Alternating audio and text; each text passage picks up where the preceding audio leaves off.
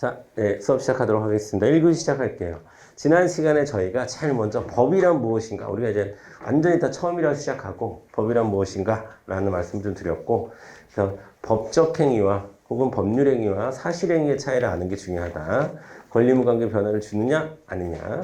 그러면 또 법은 크게 공법과 사법으로 나뉜다고 그랬어요. 그렇죠? 그리고 공법의 대표가 행정법인데 우리가 기본적으로 좀 알아야 되는 부분이 좀 있기 때문에 헌법과 형법을 행정법에서 필요한 만큼만 좀 지난 시간에 봤어요. 그리고 사법은 개인과 개인의 관계를 규율하는 거고 대표 선수는 민법이다.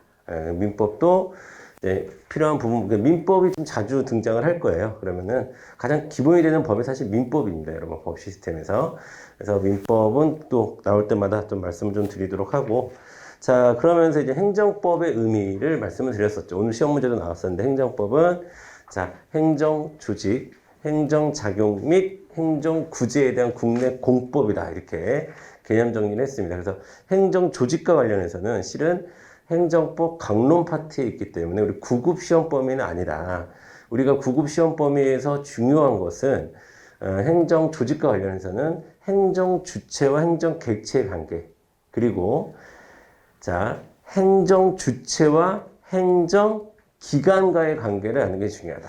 행정주체가 사람이라면 행정기관은 팔, 다리와 같은 것이다. 그래서 행정기관을 다른 말로 세 글자로 또 뭐라고도 불러요? 행정청이라고 한다. 그래서 우리가 나중에 소송 파트에 가면 당사자, 우리 소송 파트도 전반적으로 보긴 봤죠. 당사자 소송의 대상은, 피고는 여러분 행정 주체가 됩니다. 그런데 항고소송, 그러니까 항고소송, 그러니까 취소, 무효, 뭐 부작위 이런 소송에서의 피고는 또 행정청이 돼요. 그런 차이도 구별을 좀 해주셨으면 좋겠고, 자, 그 다음에 그러면서 우리가 행정 주체에 대해서 알아봤죠. 국가, 공공단체, 공무수탁사인. 공공단체는 오늘 시험에도 나왔지만, 복수 테스트에도 나왔지만, 지방자치단체, 공공조합, 공법상 재단, 영조물, 법인 등이 포함된다라고 말씀을 드렸었고, 그다음에 권력분립의 문제가 존재한다라는 것도 말씀을 드렸습니다. 그 다음에 이제 행정작용과 관련해서는 행정주체가 행정객체에게 일정한 작용을 하는 것을 우리가 행정작용이라고 하는 건데, 행정작용은 성격에 따라서 침입적인 행정작용이 있을 수도 있고 수익적인 행정작용이 있을 수도 있고 그 다음에 복효적인 행정작용이 있을 수도 있다라고 말씀드렸는데, 제가 수업 시간에 여러분들한테 침입적인 행정작용은 주로 행정청에서 뺨을 때립니다 이렇게 표현할 거예요. 그리고 수익적은 빵을 줍니다 이렇게 표현할 건데, 여러분 행정작용 중에서 뺨 때리는 게 많을까요? 빵 주는 게 많을까요?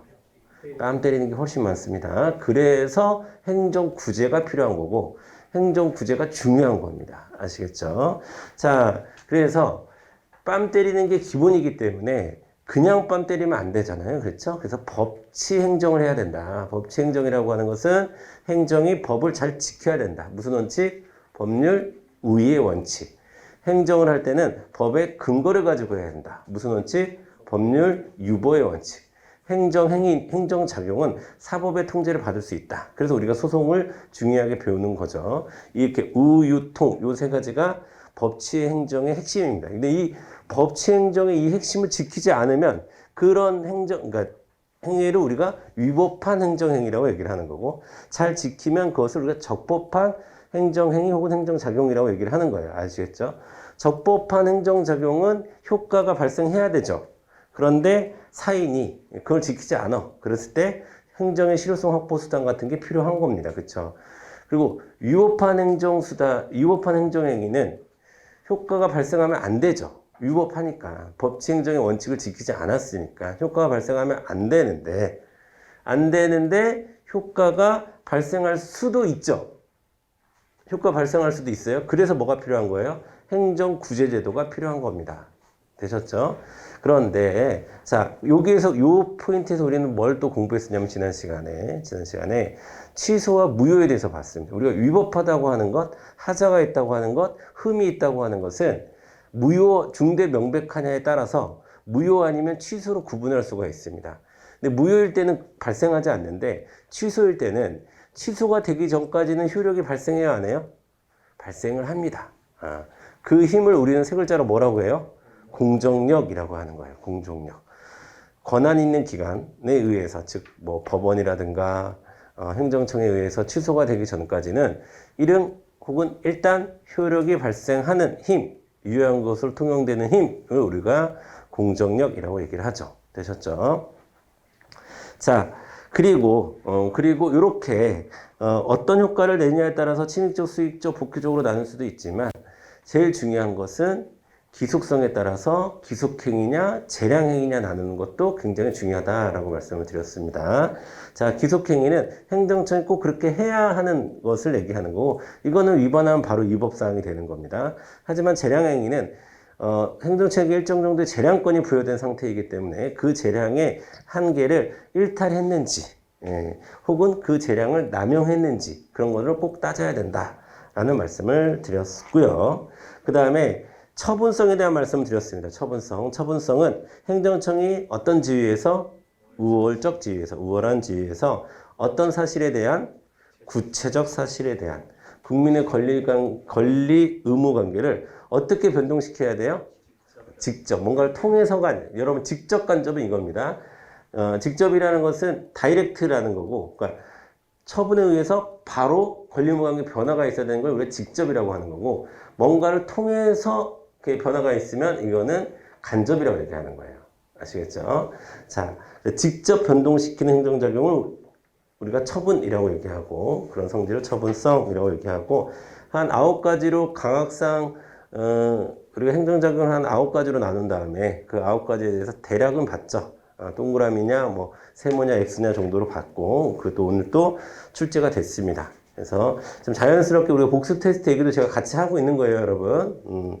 자, 그리고 우리가 이제 소송이라는 게 어떤 절차를 통해서 이루어지느냐라는 거 말씀을 드렸습니다. 그래서 소송은 크게 이 세상 모든 소송 다 마찬가지입니다. 그게 심리와 선고로 구성된다고 그랬죠. 심리와 판결로 구성됩니다. 심리는 사실관계라든가 법률관계를 따지는 과정을 심리라고 얘기하는 거고 거기에 따라서 뭔가 결정을 내리는 것을 선고 또는 판결이라고 얘기를 한다라고 말씀드렸습니다. 심리는 크게 몇 가지로 나뉘어요? 2가지로 나뉘죠. 요건심리와 본안심리. 요건도 갖추지 못했어. 요건도 갖추지 못하면 각하를 내립니까? 기각을 내립니까? 각하가 되는 거야. 요건도 갖추지 못했다? 그럼 각하가 내려지는 거고, 요건은 갖췄어요. 요건은 갖췄는데, 처분이 적법하네. 처분이 적법하다는 것은 원고의 청구가 이유가 없다라는 거고, 그러면 원고는 패소를 해야 되겠죠. 그걸 우리는 2글자로 뭐라고 합니까? 기각이라고 하는 거야, 기각. 그런데, 처분이 위법해. 처분이 위법하다는 얘기는 원고의 청구가 이유가 있다라는 거고 원고가 승소하죠. 그것을 우리가 2글자로 인용이라고 얘기하는 인용 판결이라고 얘기하는 거예요. 인용. 그래서 각하, 기각, 인용 이거 잘 구분할 수 있어야 되고요. 자, 그다음에 뭐 삼심제는 여러분 어렸을 때라도 다 배웠고 이번 상식이라고 생각을 하고 사실심, 변론, 종결시의 의미만 잘 챙겨 두시면 될 것 같고요. 그리고 나서 우리가 행정구제의 전반적인 그림을 그렸습니다. 그렇죠? 자, 여러분 사전적 구제가 중요해요? 사후적 구제가 중요해요? 사후적 구제가 중요하죠. 사후적 구제는 손해전보와 행정쟁송으로 나눌 수 있는데 뭐가 더 중요해요? 행정쟁송이 중요합니다. 여러분 손해전보도 중요해요. 손해전보도 중요한데 더 중요하다는 거예요. 행정쟁송이. 자, 여러분 그러면 손해전보는 크게 손해배상과 손실보상으로 나누죠. 손해배상은 일반법이 있어요? 없어요? 있어요. 여러분 참고로 여러분 일반법이 있는 게 어려울까? 일반법이 없는 게 어려울까? 없는 게 어려워요. 그래서 손해배상보다는 손실보상이 좀 더 어려워요. 왜냐하면 일반법이 있다는 것은 법대로 하면 된다는 얘기예요. 법의 규정이 있어요. 우리가 공부하는 우리도 법을 공부하면 되잖아. 국가배상법에 이렇게 나와 있대 하면 되는 거 아니에요? 근데 손실보상은 그렇지 않아. 그래서 갖가지 이론이 되게 많아요. 손실보상은. 우리가 나중에 배우겠지만 뭐 분리이론이네 경계이론이네 이런 이론적 이해가 좀 필요한 거고 많은 주장들이 있는 거야. 그러니까 일반법이 없다는 거는. 근데 우리가 행정쟁송은 중요하니까 다 일반법이 있죠. 행정심판과 관련한 행정심판법도 있고 행정소송과 관련한 행정소송법도 있는 겁니다. 심판이 중요해요? 소송이 중요해요? 소송이 중요합니다. 소송. 소송 크게 주관 소송, 객관 소송 나뉘는데 주관이 중요해, 객관이 중요해. 주관이 훨씬 더 중요해요, 주관. 그쵸? 객관 소송에는 민중소송과 기관소송이라는 게 있는데 그건 별로 중요하지 않습니다. 주관 소송이 중요해요. 주관 소송이 크게 항고 소송과 당사자 소송이 있죠. 항고 소송이 중요해요? 당사자 소송이 중요해요? 항고 소송이 중요해요. 항고 소송이. 항고 소송은 크게 세 가지로 나눌 수 있죠. 취소 소송, 무효등 확인 소송, 부작위 위법 확인 소송. 여기서 뭐가 제일 중요하다? 취소 소송이 중요하다. 취소 소송. 아시겠죠?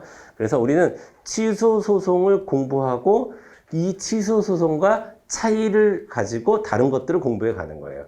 아시겠죠? 그런 방식으로 공부를 해야 된다라는 거고. 그 다음에 그러면 이 취소 소송의 요건, 넓게는 행정소송의 요건은 총 우리가 7가지를 공부했습니다. 7가지. 실질적 요건과 형식적 요건을 나눴고, 실질적 요건은 원고적격, 대상적격, 소이익 오늘 공부할 거예요. 그 다음에 형식적 요건으로는 지난 시간에 4개 다 얘기했습니다. 피고적격. 그 피고적격은 누가 갖는다? 처분을 한 행정청이 피고가 된다. 그래서 중요한 거는 이 사람이 이 행정청이 그 처분을 할 자격이 되느냐 안 되느냐 보다 훨씬 더 중요한 것은 누구 이름으로 했느냐가 중요하다. 명의가 중요하다. 처분행정청이 피고가 되는 거니까. 자, 제소기간은 외우고 계셔야죠. 안날 90일, 있을날 1년 이렇게 되는 거예요. 심판은 좀 달라. 심판은 나중에 하겠지만 안날 90일, 있을날 180일 이렇게 돼요. 그러니까 소송을 외우고 소송의 조건을 외우고 이 소송과 심판은 어떤 차이가 있지? 이런 식으로 공부를 하는 거예요. 아시겠죠? 자, 그리고 또 우리가 행정심판 전치주의에 대해서 공부했는데 원칙은 임의적이에요? 필요적이에요? 임의적. 임의적이라는 것은 행정심판을 거쳐야만 행정소송에 갈 수 있다는 뜻이 아니라 행정심판을 갈지 행정소송을 갈지 결정하면 되는 거고 마음대로 하면 되는 거고 그 다음에 행정심판은 항소가 가능하다, 불가능하다? 불가능하다. 왜? 소송으로 갈 수 있으니까. 소송 가서 따져. 여기서 자꾸 얘기하지 말고. 이렇게 얘기되는 거예요. 자, 그런데 몇 가지 사안에 대해서 필요적 행정심판 전치주의는 뭡니까? 꼭 심판 거쳤다고 소송하라. 이겁니다. 꼭 거쳐야 되는 게 3가지를 제가 지난 시간에 말씀드렸습니다. 공무원 징계와 관련한 거, 공무원 징계 처분하고, 그 다음에 도로교통법상 처분하고, 조세부가 처분하고, 요 3가지는 꼭 행정심판을 거치고 소송에 와야 되는 것들에 속한다. 네, 관할 법원은 거의 중요하지 않은데요. 피고의 소재지가 원칙이고 대법원 소재지나 부동산 소재지가 될 수 있다라고 말씀을 드렸고, 자, 오늘 시간에는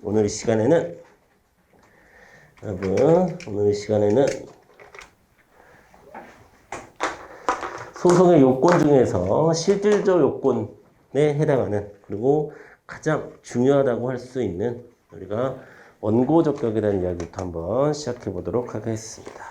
자, 오늘도 역시나 제가 여러분 이게 책 보고 책 펼치면서 여러분 이 책에 밑줄 긋고 책 정리해 드리겠습니다 하는 순간까지는 아주 필기가 중요한 순간이에요. 그러니까 필기를 일단 먼저 하시고 같이 따라오시면 되겠습니다. 자, 오늘 행정소송의 요건이라는 제목을 달아보도록 하겠습니다. 행정소송의 요건.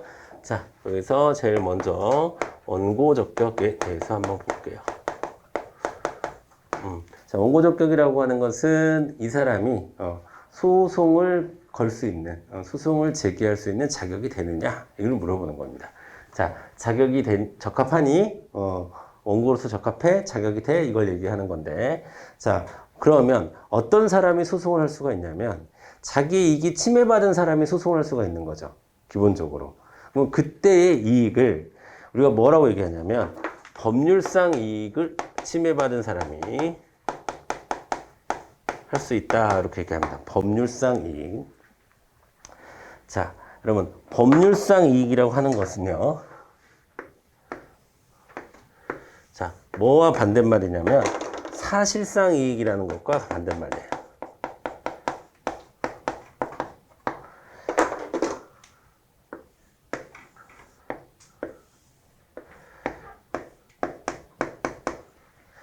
자, 이 사실상 이익을 또 뭐라고 얘기하냐면 반사적 이익이라고 얘기하기도 하고 또는 경제적 이익이다 이렇게 얘기하기도 합니다. 자, 뭔가 법률상 이익이 있느냐 없느냐를 따진다는 거. 원고의 자격이 있냐 없냐는. 그러면 어떤 사람이 법률상 이익이 있냐면 자, 법률상 이익은 누가 갖는 거냐면 특정인이 갖는 걸까요? 불특정인이 갖는 걸까요? 특정인이 갖는 거예요. 특정인. 그걸 우리가 뭐라고 표현합니까? 개별적 성격이다 이렇게 얘기한다. 불특정인을 뭐라고 표현해요? 일반적 이렇게 얘기합니다. 자, 그 다음에 법률상 이익의 또 다른 특징은 자, 특정 사건이어야 돼요? 불특정 사건이어야 돼요? 특정 사건일 때 법률상 이익이 발생을 하는 겁니다. 특정 사건은 우리가 뭐라고 표현해요? 우리 판례에서는 구체적이다 이렇게 표현해요. 그 다음에 불특정 사건은 뭐라고 표현합니까? 추상적이다 이렇게 얘기합니다. 자, 그 다음에 또 법률상 이익은 직접적 이익이라는 거예요. 직접적이라는 것은 권리의무 관계의 변동에 직접적으로 내가 이익이 침해받았을 때 소를 제기할 수 있다라는 거고, 간접적일 경우에는 우리가 사실상 이익이라고 얘기합니다. 요 세 가지 특징으로 법률상 이익과 사실상 이익을 구분한다. 이렇게 이야기해도 되고요. 이렇게 이야기해도 되고 또 이렇게 이야기해도 돼요. 자,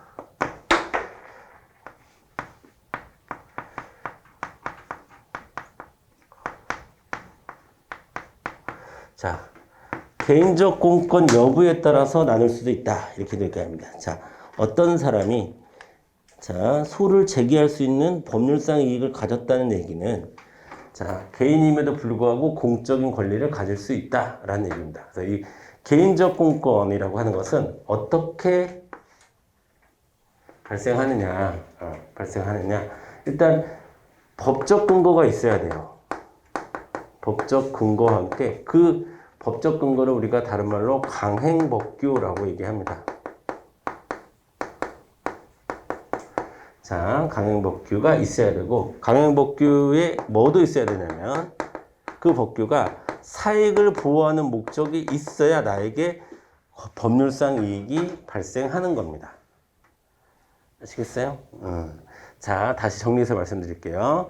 행정소송을 제기할 수 있는 사람은 어떤 자격이 있어야 되냐? 한마디로 얘기하면 법률상 이익을 가지고 있어야 돼요. 법률상 이익을 가지고 있어야 되고, 그걸 달리 얘기하면 개인적 공권을 가지고 있어야 된다. 그러면 어떤 사람이 법률상 이익을 가지고 또는 개인적 공권을 가지고 있느냐 볼게요. 자, 어떤 사람이 있냐? 여기 밑에서 쓰겠습니다. 자, 크게 제일 먼저 침입적 처분을 받은 상대방.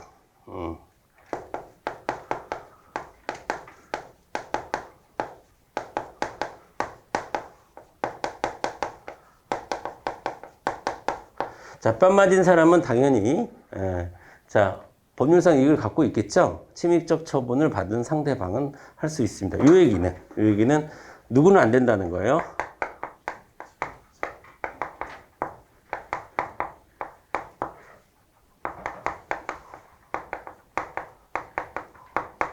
수입적 처분의 상대방의 원고적 결을 인정하지 않습니다.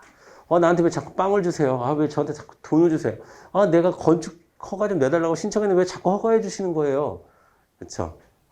이렇게 만약에 소송을 하면 열 받겠죠. 그래서 안 받아줍니다. 아마 누구냐 너는 이렇게 되는 거예요. 그때는 아시겠죠? 나한테 뭔가를 잘 해줬다고 해서 짜증내면 안 돼요. 그래서 아시겠죠? 자, 침입적 처분의 상대방에게는 근데 우리가 일상생활하는 삶에 이런 경우 가끔 있지. 누가 잘해주면 막 잘해준다고 막 뭐라고 하고 막 그러지 않나요? 여러분 안 그러나? 저는 성격이 이상해서 좀 가끔 그러는 것 같아. 반성을 해야겠다는 생각이 갑자기 드네요. 자, 침입적 처분의 상대방은 법률상 이익이 있지만 수익적 처분의 상대방은 법률상 이익이 없다. 그래서 원고가 될 수가 없습니다. 아시겠죠? 자, 문제는 이건 어렵지 않아. 이건 어렵지 않은데 누가 어렵냐면 이 사람들이 어려운 거예요. 자, 이게 시험 문제가 되는 거다. 제3자. 아니, 제3자가 왜 무슨 상관이 있습니까?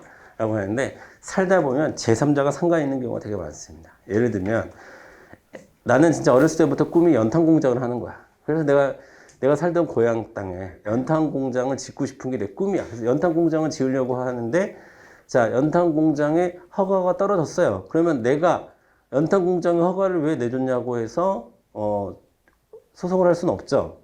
그런데, 내가 연탄 공장을 만들려고 하는 지역 주민들은 소송을 할 수 있어요, 없어요? 그분들은 또 소송을 할 수 있는지 없는지 이런 게 이제 쟁점이 되는 겁니다. 아시겠죠? 내가 목욕탕을 하려고 해. 그러면 A라는 동네에서 내가 목욕탕을 하려고 하는데 이미 그 지역에는 누가 목욕탕을 하고 있었어. 그러면 나한테 목욕탕 허가를 내려주면 나는 소송을 할 필요가 없지만 또 소송을 받아주지도 않겠지만 허가가 났다면 근데 내가 목욕탕을 함으로써 옆에 있는 사람에게 어떤 침해가 되겠죠. 이익 침해가 되겠죠. 그럼 그 사람이 받는 이익 침해가 과연 법률상 이익인지 사실상의 이익인지 따져야 된다는 거예요. 아시겠죠? 자, 그래서 요 제3자가 문제다. 요 제3자가. 자, 요 제3자를 세 가지로 나눌 수 있습니다. 세 가지. 첫 번째가 우리가 이웃주민이라고 해서 이웃주민이라는 뜻이에요. 이인 소송이라는 게 있습니다. 이인 소송. 자, 이인 소송은 우리가 그냥 제가 이웃주민 소송이다 이렇게 얘기하는데 가장 대표적인 판례는 방금 제가 말씀드렸던 뭐 연탄 공장이라든가 그 다음에 또 뭐가 있을까요? 화장장, 낙골당, 그 다음에 뭐 쓰레기 소각장, 뭐 이런, 시설이 들어가는 데 있어서 그 지역 주민들은 과연, 소송을 제기할 수 있는 원고 적격이 있느냐라는 겁니다. 다 인정을 하고 있습니다. 다 인정을 하고 있어요. 이런 건 다. 소송을 할 수 있습니다. 자, 그 다음에 또 뭐가 있냐면, 여러분, 경업자 소송이라는 게 있습니다. 자, 경업자 소송은 기존 업자를 얘기하는 거예요. 기존 업자. 자, 여러분, 대표적인 사업으로는 운수업이 있습니다. 운수업. 다른 말로 운송사업이라고도 부르는데, 자, 운수업이 있고 목욕탕이 있어요. 두 가지를 한번 비교해 볼게요. 자, 운수업 같은 경우에는 여러분 운수업의 특징을 잘 이해를 하셔야 돼요. 왜냐하면 판례에 운수업이 굉장히 많이 나와. 여기서 얘기하는 운수업 또는 운송사업은 뭐 상관없어요. 대중교통이면 다 되는 거예요. 마을버스 됐든 시외버스가 됐든 개인 택시가 됐든 여러분은 운송사업 거기에 포인트를 두시면 돼요. 운송사업에 포인트를 두시고 보시면 되는데 이 운송사업 혹은 운수업의 특징이 뭐냐면 운송사업이 더 정확하겠다. 운수업은 너무 개인적인 표현인 것 같아요. 운송사업이라는. 자, 여러분 운송사업의 특징이 뭐냐면 운송사업은 총량을 규제할 필요가 있어요, 없어요? 있어요. 자, 예를 들어 볼게요. 자, 누구나도 다 개인 택시를 할 수 있다. 라고 생각하면은 기존에 개인 택시를 하고 있었던 사람도 손해죠. 그리고 새롭게 개인 택시를 하는 사람도 손해 아니겠습니까? 자, 어느 지역의 인구가 뭐 10만밖에 안 되는데 개인 택시 하는 사람이 한 5만이야. 그러면 나머지 5만이 택시 승객이 될 수 있다는 얘기죠. 그럼 너무 많잖아요. 총량을 조정해줘야지 개인 택시 하는 사람도 먹고 살고 교통도 원활하게 운행이 될 수 있고 총량을 조절할 필요가 있겠죠. 그래서 모든 운송사업은 다 특허적 성격을 갖고 있습니다. 특허. 너만 해라고 딱 규제를 하는 거예요. 그러면 운송사업일 때 기존 업자는 기존에 운송사업을 하고 있었던 사람들은 법률상 이익이 있다 없다? 있게 되는 거예요. 이 사람들은. 하지만 목욕탕을 하는 것은 규제를 할 필요가 있나요? 장사가 안 되면 지들이 안 열겠지. 그렇죠? 그래서 목욕탕 같은 경우는 우리가 허가예요. 허가. 학문적으로 얘기하면 강학상 허가에 속합니다. 이건 너도 해도 돼. 예. 뭐 목욕탕이 뭐 일반 음식점도 마찬가지고. 우리가 식당이 너무 많다고 식당 규제합니까? 그렇지는 않죠. 그리고 A라는 식당이 생겼다고 해서 A라는 식당에 왜 일반 음식점 영업 허가를 해줬습니까? 우리 집 장사 안 되게요 라고 따질 수 있을까요? 없어요. 그런 이익은 사실상 이익이고 반사적 이익이고 그동안 내가 이익을 누렸다고 한다면 내가 그동안 이익을 누렸는데 지금 침해가 났다라고 하면 그거는 반사적 이익이고 경제적 이익에 불과한 겁니다. 아시겠죠? 자, 그러면 쉽게 얘기해서 이 목욕탕 업자들 같은 즉 허가를 받은 사람들은 뭐가 없다는 거예요? 개인적 공권이 없다는 겁니다. 아시겠죠? 개인적 공권이 없다는 얘기고 그 얘기를 또 사익보호성을 갖고 있지 않다 이렇게도 얘기하고 또는 뭐 신청권이 없다 이렇게도 얘기를 합니다. 자, 그 다음에 세 번째가 경원자 소송이라는 게 인정이 됩니다. 경원자 소송 이거는 자 경쟁자예요. 경쟁자. 자 이때의 경쟁자는요 여러분 배타적 경쟁자일 때를 얘기해요. 즉 여기는 뭐냐면 우리 동네에 LPG 충전소가 딱 하나가 들어갈 수 있어. 근데 LPG 충전소를 만들려고 하는데 그 LPG 충전소를 신청한 사람이 2명이야. A와 B가 신청했어요. 그러면 A에게 허가를 내줬다는 것은 B는 LPG 충전소 할 수 있다는 거예요? 없다는 거예요? 없다는 거죠. 그럼 이 B에게 과연 법률상 이익이 있느냐? 왜 A가 이렇게 부정하고 준비도 안 돼 있는데 왜 A한테 허가를 내줍니까? 라고 B가 따질 수 있느냐 없느냐예요. 이때 이 B가 배타적 경쟁자의 위치에 있으면 B의 법률상 이익을 인정합니다. 이런 거를 경원자 소송이라고 얘기하는 거고 가장 대표적인 판례로는 로스쿨 판례가 있어요. 여러분 로스쿨은 모든 대학에 다 할 수 로스쿨 그 법학대학원을 만들 수 있는 게 아니에요. 지역에서 몇 개 대학을 뽑아서 하는데 어떤 대학이 우리 지역에서 뽑혔어. 경기도에서 어떤 대학이 뽑혔다는 얘기는 어떤 대학은 신청을 해서는 안 뽑혔다는 얘기죠. 그럼 그 안 뽑힌 떨어진 혹은 안 뽑힌 배타적 경쟁자가 소송의 원고가 될 수 있어요 없어요를 물어보는 거고 이건 가능하다고 봅니다. 로스쿨하고 또 대표적인 판례로는 LPG 충전소 이런 것들이 있다. 이거 이해하시면 되겠습니다.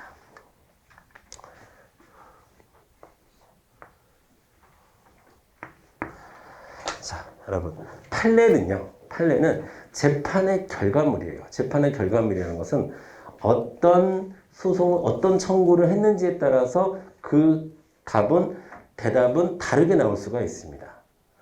예를 들어서 저한테 개인적 공권이 있지 않나요? 라고 물어보면 개인적 공권이 있다 라고 대답할 거고 제가 소송을 할 수 있지 않나요? 그러면 저한테 원고 적격이 있지 않나요? 그럼 원고 적격이 있다 라고 대답할 거고 저한테 신청권이 있지 않나요? 신청권이 있다 라고 대답할 거고 이 지금 법이요.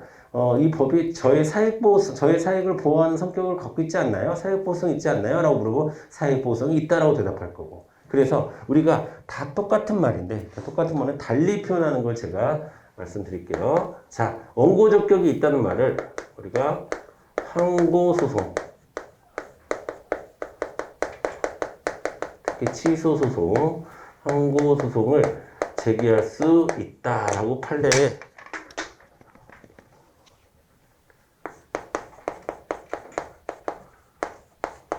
이렇게 나오기도 하고요. 그 다음에 똑같이 원고 적격이 있다.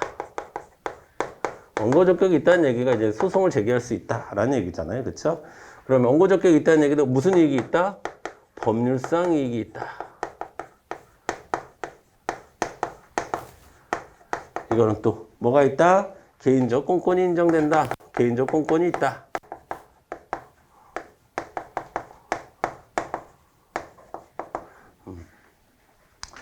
그 다음에 사익보호성을 갖는다.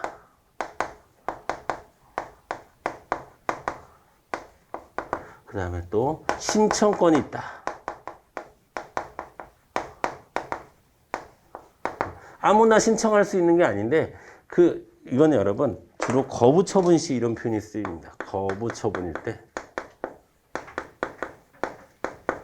자, 예를 들어서 내가 지나가다가 오늘 친구를 만났는데 친구가 나 기초생활수급 내가 돈 없어 요즘 너무 힘든데 기초생활수급비를 받아서 그나마 괜찮아 라는 얘기를 들었어요. 그래? 아니면 이렇게 예를 들까? 경기도에서 예를 들어서 재난지원금을 줬어. 근데 다른 도에서는 안 줬어요. 그런 적 한 번 있었죠.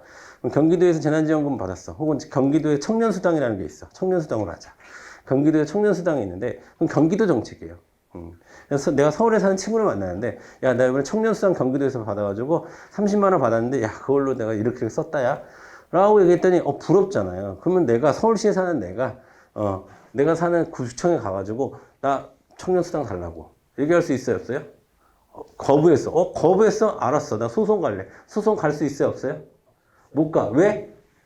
난 그 사람에게, 서울 사는 친구에게는 뭐가 없어? 신청권이 없다. 그래서 거부 처분. 어떠한 처분을 해달라고 요청했는데 그게 거부당했을 때 내가 소송을 할 수 있냐 없냐라고 따졌을 때는 신청권이 없어요. 이렇게 표현을 합니다. 아시겠죠? 자, 그 다음에 경업자 소송 같은 경우는 어떻게 표현하냐면 이렇게 표현해요.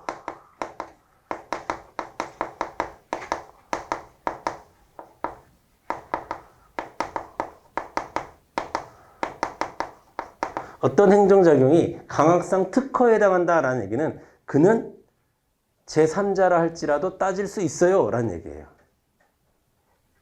아시겠어요? 자, 그래서 요 얘기가 지금 7가지 썼죠? 결론이 다 7가지로 나는데 다 똑같은 얘기라는 거예요. 한마디로 얘기하면 원고적격이 있다. 한마디로 얘기하면 원고적격이 있다는 얘기예요. 근데 그 얘기를 이렇게 다양하게 표현할 수 있다. 라는 거 기억해 두시고. 되셨죠? 네. 자, 요 정도가 이제 원고 적격에 대한 이야기가 되겠습니다.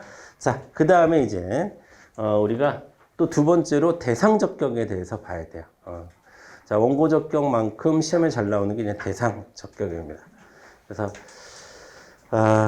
여러분들에게 제가 이따가 판례표를 나눠드릴 거예요. 판례표를 나눠드릴 건데, 그게 이제 그 원고 적격과 관련한 판례들을 제가 기출문제를 중심으로 해서 다 모아둔 게 있어요. 모아둔 게 있는데 여러분 잘 가지고 계시고 한번 오늘 복습할 때 한번 읽어보세요. 근데 다 이해가 안 될 거예요. 이해가 안 되더라도 그렇구나. 이런 게 있구나 정도만 보시면 되겠고 그 다음에 여러분 잠깐 쉬었다가 이제 대상 적격에 대한 말씀을 좀 드리도록 하겠습니다. 잠깐 끊었다 갈게요.